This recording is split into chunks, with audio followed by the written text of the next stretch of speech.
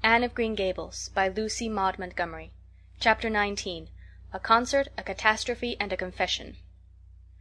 "Marilla, can I go over to see Diana just for a minute?" asked Anne, running breathlessly down from the east gable one February evening. "I don't see what you want to be traipsing about after dark for," said Marilla shortly. "You and Diana walked home from school together and then stood down there in the snow for half an hour more, your tongues going the whole blessed time clickety-clack. So I don't think you're very badly off to see her again." "But she wants to see me," pleaded Anne. "She has something very important to tell me." "How do you know she has?" "Because she just signaled to me from her window. We have arranged a way to signal with our candles and cardboard. We set the candle on the window sill and make flashes by passing the cardboard back and forth. So many flashes mean a certain thing. It was my idea, Marilla." "I'll warrant you it was," said Marilla emphatically. "And the next thing you'll be setting fire to the curtains with your signaling nonsense." "Oh, we're very careful, Marilla. And it's so interesting. 2 flashes mean 'Are you there?'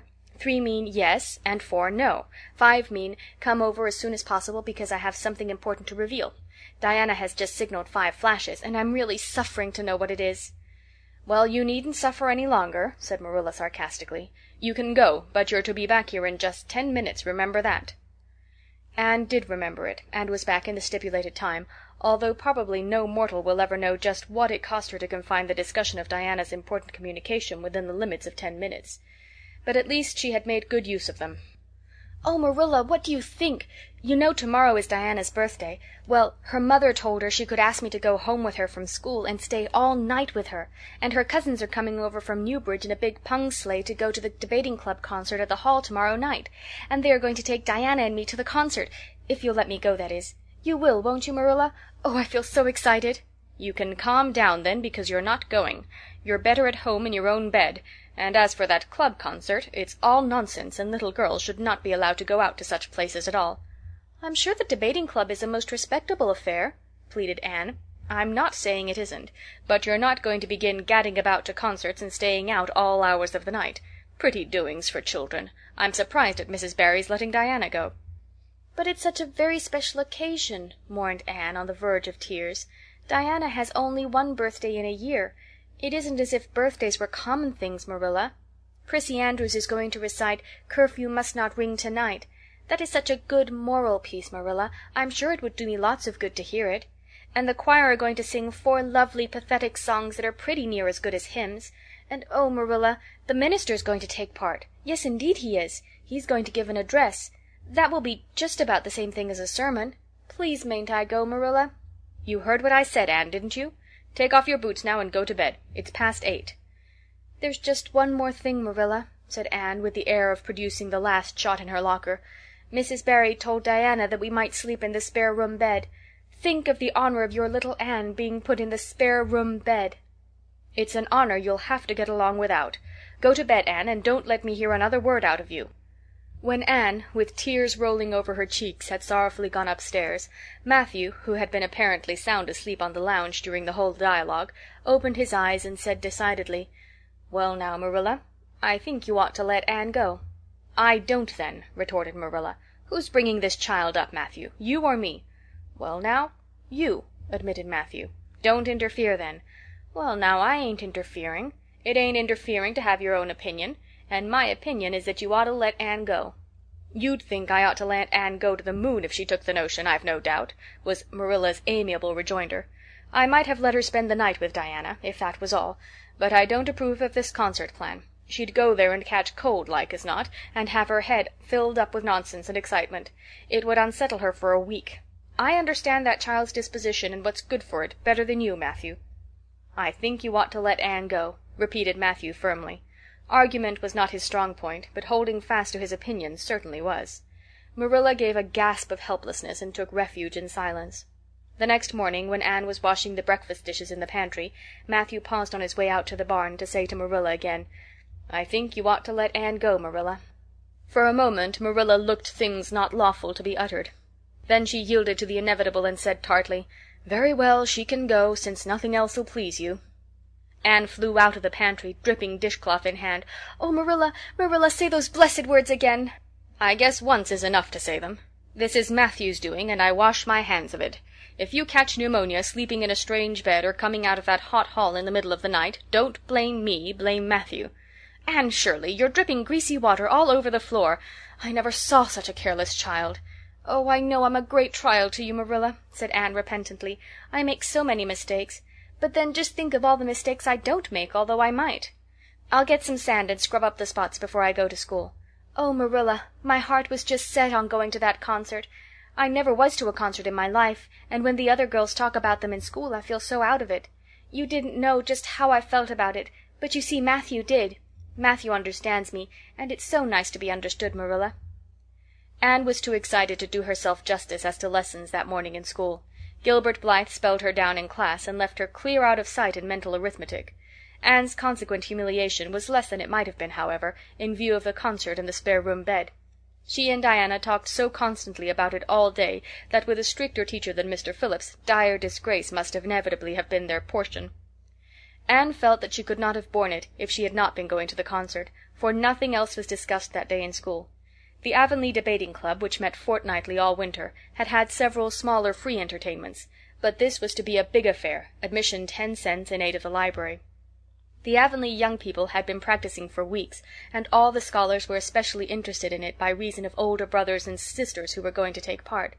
Everybody in school over 9 years of age expected to go, except Carrie Sloane, whose father shared Marilla's opinions about small girls going out to night concerts. Carrie Sloane cried into her grammar all the afternoon and felt that life was not worth living. For Anne the real excitement began with the dismissal of school, and increased therefrom in crescendo until it reached to a crash of positive ecstasy in the concert itself. They had a perfectly elegant tea, and then came the delicious occupation of dressing in Diana's little room upstairs. Diana did Anne's front hair in the new pompadour style, and Anne tied Diana's bows with the especial knack she possessed, and they experimented with at least half a dozen different ways of arranging their back hair. At last they were ready, cheeks scarlet and eyes glowing with excitement. True, Anne could not help a little pang when she contrasted her plain black tam and shapeless, tight-sleeved, home-made gray cloth coat with Diana's jaunty fur cap and smart little jacket, but she remembered in time that she had an imagination and could use it. Then Diana's cousins, the Murrays from Newbridge, came. They all crowded into the big pung sleigh, among straw and furry robes. Anne revelled in the drive to the hall, slipping along over the satin-smooth roads with the snow crisping under the runners. There was a magnificent sunset, and the snowy hills and deep blue water of the St. Lawrence Gulf seemed to rim in the splendor like a huge bowl of pearl and sapphire brimmed with white and fire. Tinkles of sleigh bells and distant laughter that seemed like the mirth of wood-elves came from every quarter. "Oh, Diana," breathed Anne, squeezing Diana's mittened hand under the fur robe, "isn't it all like a beautiful dream? Do I really look the same as usual? I feel so different that it seems to me it must show in my looks." "You look awfully nice," said Diana, who, having just received a compliment from one of her cousins, felt that she ought to pass it on. "You've got the loveliest color." The program that night was a series of thrills for at least one listener in the audience, and as Anne assured Diana, every succeeding thrill was thrillier than the last. When Prissy Andrews, attired in a new pink silk waist, with a string of pearls about her smooth white throat, and real carnations in her hair, rumor whispered that the master had sent all the way to town for them for her, climbed the slimy ladder dark without one ray of light, Anne shivered in luxurious sympathy. When the choir sang "Far Above the Gentle Daisies," Anne gazed at the ceiling as if it were frescoed with angels. When Sam Sloane proceeded to explain and illustrate how Sockery set a hen, Anne laughed until people sitting near her laughed too, more out of sympathy with her than with amusement at a selection that was rather threadbare even in Avonlea. And when Mr. Phillips gave Mark Antony's oration over the dead body of Caesar in the most heart-stirring tones, looking at Prissy Andrews at the end of every sentence, Anne felt that she could rise and mutiny on the spot if but one Roman citizen led the way. Only one number on the program failed to interest her. When Gilbert Blythe recited Bingen on the Rhine, Anne picked up Rhoda Murray's library book and read it until he had finished, when she sat rigidly stiff and motionless while Diana clapped her hands until they tingled. It was 11 when they got home, sated with dissipation, but with the exceeding sweet pleasure of talking it all over still to come. Everybody seemed asleep, and the house was dark and silent. Anne and Diana tiptoed into the parlor, a long, narrow room out of which the spare room opened. It was pleasantly warm and dimly lighted by the embers of a fire in the grate. "Let's undress here," said Diana. "It's so nice and warm." "Hasn't it been a delightful time?" sighed Anne rapturously. "It must be splendid to get up and recite there. Do you suppose we will ever be asked to do it, Diana?" "Yes, of course, some day. They're always wanting the big scholars to recite. Gilbert Blythe does often, and he's only 2 years older than us. Oh, Anne, how could you pretend not to listen to him? When he came to the line, 'There's another, not a sister,' he looked right down at you." "Diana," said Anne with dignity, "you are my bosom friend, but I cannot allow even you to speak to me of that person. Are you ready for bed? Let's run a race and see who'll get to the bed first." The suggestion appealed to Diana. The 2 little white-clad figures flew down the long room, through the spare room door, and bounded on the bed at the same moment. And then something moved beneath them. There was a gasp and a cry, and somebody said in muffled accents, "Merciful goodness!" Anne and Diana were never able to tell just how they got off that bed and out of the room. They only knew that after one frantic rush they found themselves tiptoeing shiveringly upstairs. "Oh, who was it? What was it?" whispered Anne, her teeth chattering with cold and fright. "It was Aunt Josephine," said Diana, gasping with laughter. "Oh, Anne, it was Aunt Josephine, however she came to be there. Oh, and I know she will be furious. It's dreadful, it's really dreadful. But did you ever know anything so funny, Anne?" "Who is your Aunt Josephine?" "She's Father's aunt, and she lives in Charlottetown. She's awfully old, 70 anyhow, and I don't believe she was ever a little girl. We were expecting her out for a visit, but not so soon. She's awfully prim and proper, and she'll scold dreadfully about this, I know. Well, we'll have to sleep with Minnie May, and you can't think how she kicks." Miss Josephine Barry did not appear at the early breakfast the next morning. Mrs. Barry smiled kindly at the 2 little girls. "Did you have a good time last night? I tried to stay awake until you came home, for I wanted to tell you Aunt Josephine had come, and that you would have to go upstairs after all, but I was so tired I fell asleep. I hope you didn't disturb your aunt, Diana." Diana preserved a discreet silence, but she and Anne exchanged furtive smiles of guilty amusement across the table. Anne hurried home after breakfast, and so remained in blissful ignorance of the disturbance which presently resulted in the Barry household, until the late afternoon, when she went down to Mrs. Lynde's on an errand for Marilla. "So you and Diana nearly frightened poor old Miss Barry to death last night," said Mrs. Lynde severely, but with a twinkle in her eye. "Mrs. Barry was here a few minutes ago on her way to Carmody. She's feeling real worried over it. Old Miss Barry was in a terrible temper when she got up this morning, and Josephine Barry's temper is no joke, I can tell you that. She wouldn't speak to Diana at all." "It wasn't Diana's fault," said Anne contritely. "It was mine. I suggested racing to see who would get into bed first." "I knew it," said Mrs. Lynde with the exultation of a correct guesser. "I knew that idea came out of your head. Well, it's made a nice lot of trouble, that's what. Old Miss Barry came out to stay for a month, but she declares she won't stay another day, and is going right back to town tomorrow, Sunday and all as it is. She'd have gone today if they could have taken her. She had promised to pay for a quarter's music lessons for Diana, but now she is determined to do nothing at all for such a tomboy. Oh, I guess they had a lively time of it there this morning. The Barrys must feel cut up. Old Miss Barry is rich, and they'd like to keep on the good side of her. Of course, Mrs. Barry didn't say just that to me, but I'm a pretty good judge of human nature, that's what." "I'm such an unlucky girl," mourned Anne. "I'm always getting into scrapes myself, and getting my best friends, people I'd shed my heart's blood for, into them too. Can you tell me why it is so, Mrs. Lynde?" "It's because you're too heedless and impulsive, child, that's what. You never stop to think. Whatever comes into your head to say or do, you say or do it without a moment's reflection." "Oh, but that's the best of it," protested Anne. "Something just flashes into your mind, so exciting, and you must out with it. If you stop to think it over, you spoil it all. Haven't you never felt that yourself, Mrs. Lynde?" No, Mrs. Lynde had not. She shook her head sagely. "You must learn to think a little, Anne, that's what. The proverb you need to go by is 'look before you leap,' especially into spare-room beds." Mrs. Lynde laughed comfortably over her mild joke, but Anne remained pensive. She saw nothing to laugh at in the situation, which to her eyes appeared very serious. When she left Mrs. Lynde's she took her way across the crusted fields to Orchard Slope. Diana met her at the kitchen door. "Your Aunt Josephine was very cross about it, wasn't she?" whispered Anne. "Yes," answered Diana, stifling a giggle with an apprehensive glance over her shoulder at the closed sitting-room door. "She was fairly dancing with rage, Anne. Oh, how she scolded! She said I was the worst-behaved girl she ever saw, and that my parents ought to be ashamed of the way they had brought me up. She says she won't stay, and I'm sure I don't care, but Father and Mother do." "Why didn't you tell them it was my fault?" demanded Anne.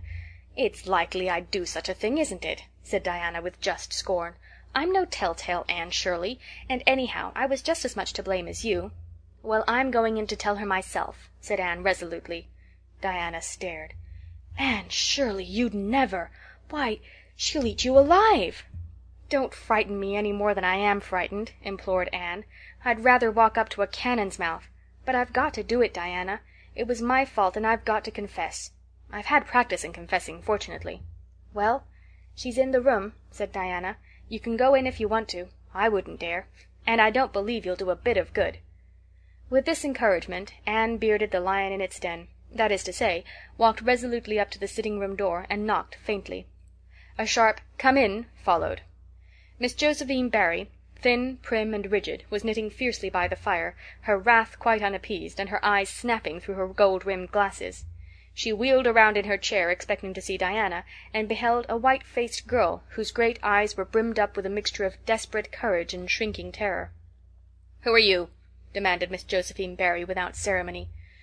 "I'm Anne of Green Gables," said the small visitor tremulously, clasping her hands with her characteristic gesture. "And I've come to confess, if you please." "Confess what?" "That it was all my fault about jumping into bed on you last night. I suggested it. Diana would never have thought of such a thing, I'm sure. Diana is a very ladylike girl, Miss Barry, so you must see how unjust it is to blame her." "Oh, I must, hey? I rather think Diana did her share of the jumping, at least. Such carryings on in a respectable house." "But we were only in fun," persisted Anne. "I think you ought to forgive us, Miss Barry, now that we've apologized. And anyhow, please forgive Diana and let her have her music lessons. Diana's heart is set on her music lessons, Miss Barry, and I know too well what it is to set your heart on a thing and not get it. If you must be cross with anyone, be cross with me. I've been so used in my early days to having people cross at me that I can endure it much better than Diana can." Much of the snap had gone out of the old lady's eyes by this time, and was replaced by a twinkle of amused interest. But she still said severely, "I don't think it is any excuse for you that you were only in fun. Little girls never indulged in that kind of fun when I was young. You don't know what it is to be awakened out of a sound sleep, after a long and arduous journey, by two great girls coming bouncing down on you." "I don't know, but I can imagine," said Anne eagerly. "I'm sure it must have been very disturbing. But then there is our side of it, too. Have you any imagination, Miss Barry? If you have, just put yourself in our place. We didn't know there was anybody in that bed, and you nearly scared us to death. It was simply awful the way we felt. And then we couldn't sleep in the spare room after being promised. I suppose you are used to sleeping in spare rooms, but just imagine what you would feel like if you were a little orphan girl who never had such an honor." All the snap had gone by this time. Miss Barry actually laughed, a sound which caused Diana, waiting in speechless anxiety in the kitchen outside, to give a great gasp of relief. "I'm afraid my imagination is a little rusty. It's so long since I used it," she said. "I dare say your claim to sympathy is just as strong as mine. It all depends on the way we look at it. Sit down here and tell me about yourself." "I am very sorry I can't," said Anne firmly. "I would like to, because you seem like an interesting lady, and you might even be a kindred spirit, although you don't look very much like it. But it is my duty to go home to Miss Marilla Cuthbert. Miss Marilla Cuthbert is a very kind lady who has taken me to bring up properly. She is doing her best, but it is very discouraging work. You must not blame her because I jumped on the bed. But before I go, I do wish you would tell me if you'll forgive Diana and stay just as long as you meant to in Avonlea."